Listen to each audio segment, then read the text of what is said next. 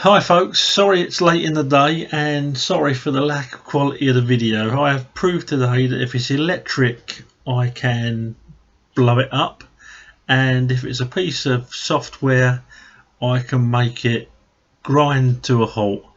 So apologies, but I will do my review on last night's game. So it was Brighton and Hove Albion 1, Chelsea 3. I'll start at the back. Kepa, I think he was at fault for the goal. I think he should have stopped it. I think most Premier League goalkeepers would have stopped it. He worried me a few minutes before when he came out and went for a cross and didn't get anywhere near it at all. I don't know if he was trying to flap at it, tickle it or what, but he definitely wasn't trying to catch it. So I thought, oh, here we go. And then the goal just confirmed what I think. And those that say give him another chance and that, I respect your opinions, but I just don't think he's got it. I'm sorry, I just don't think he's got it. Never been sold on him. But I questioned his attitude after the League Cup final, and I questioned his ability. I'll tell you what, I did laugh though. I don't know if you noticed it. The commentator had me in stitches. The commentator turned around and said, "I wonder if it's an eyesight problem." Kepa will probably get a big contract with Specsavers now. Should have gone to Specsavers. So that was Kepa. I'd give him a 4.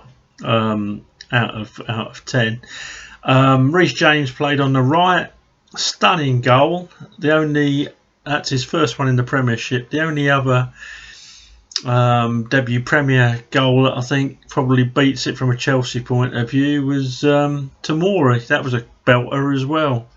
But last night was a cracker, and it was at a time where we were looking shaky, so it was important. He was good going forward. But you know what really pleased me was he was up against a tricky customer in that Solly March, and defensively he was excellent last night. So well done, Reece James. I'm going to give you man of the match, and I'm going to give you an 8.5 out of 10. In the centre of defence we had Christensen and Zuma, which worried me at the start.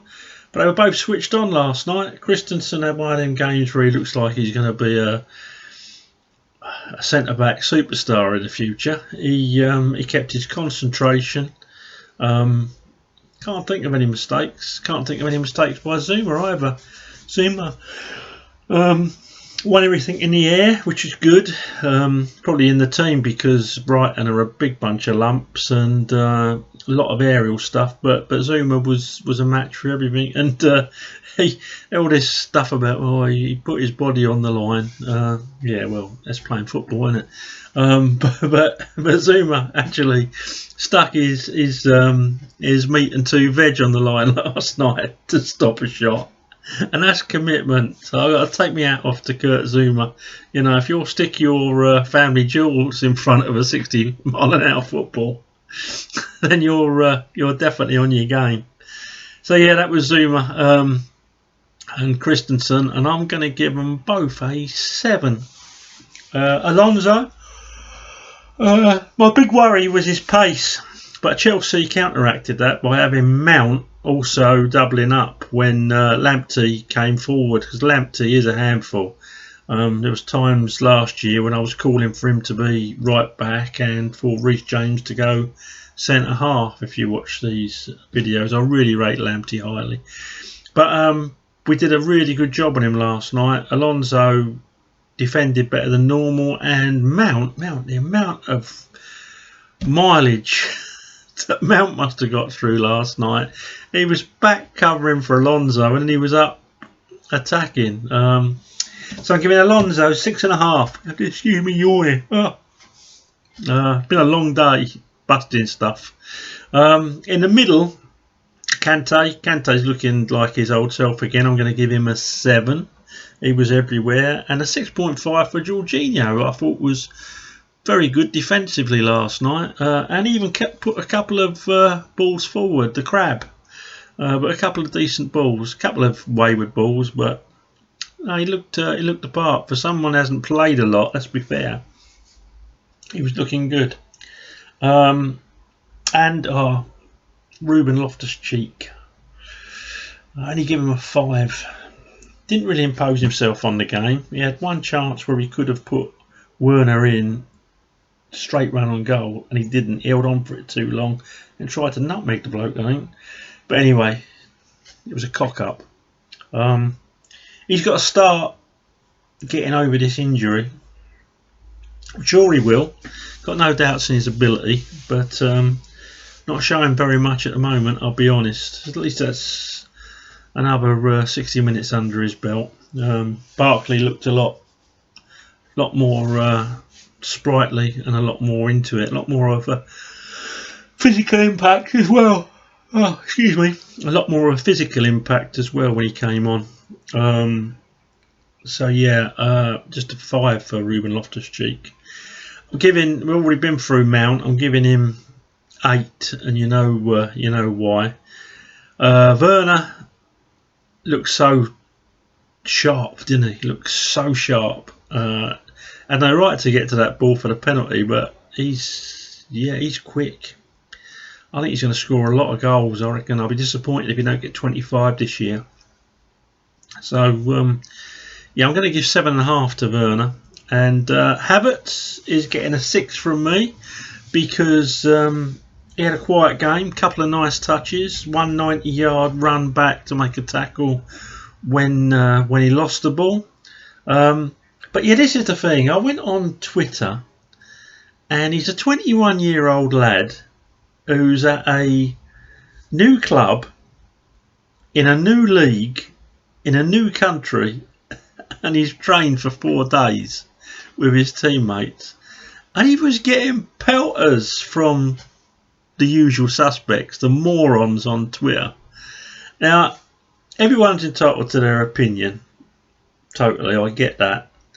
But I'm entitled to my opinion too, and these people are the dregs of the earth. They are absolute morons who understand nothing about football. If a football hit them in the face, I don't think they'd know what it was. I've said before, they're the sort of people that have got such a limited brain capacity, they probably have to knock on loads of doors every night to find out where they live. What they get out of it, I don't know. Surely, I just can't get my head around their brain functions. I mean, I go on Twitter, there's a lot of really nice people on there. There's a lot of people I don't always agree with, but I respect their opinions. And then you get the morons, the real imbeciles. And they say they're Chelsea supporters, but they're not really. They're Chelsea expectors or Chelsea critics. Never got anything good to say. Oh, Frank out. First go, I saw a couple of Franks out last night. Oh my dear. But Havertz, I hope we don't look at social media, because he must think, oh, what a bunch I've signed for. You know, they are proper brain dead. So I'll tell you what was funny last night. There was Ruben Loftus-Cheek went off to because he had a damaged sock. He had a torn sock, so he went off. And my mate texted me. He said, "Remember when your elastic in your shorts broke, and you spent the last 20 minutes running around holding your shorts up while you were playing?" I just thought to myself, yeah. Ruben's off with a damaged sock. I don't know. That was about it, really. I thought it was a decent performance without being well beaten. Oh, excuse me again. Yeah, I think it's a lot more good in that game than bad. That's all from me, really. If you let me know in your comments what you think. If you do watch these videos, will you subscribe to the channel? Please do me a favour. And also like the video if you like the video. If you don't. That's all from me. I'll try and do a preview before the Liverpool game, and I'll certainly do a review after it. And as I say, apologies again for the quality, but at least you've heard what we've got to say about the game. Okay, speak soon. Up to Chelsea.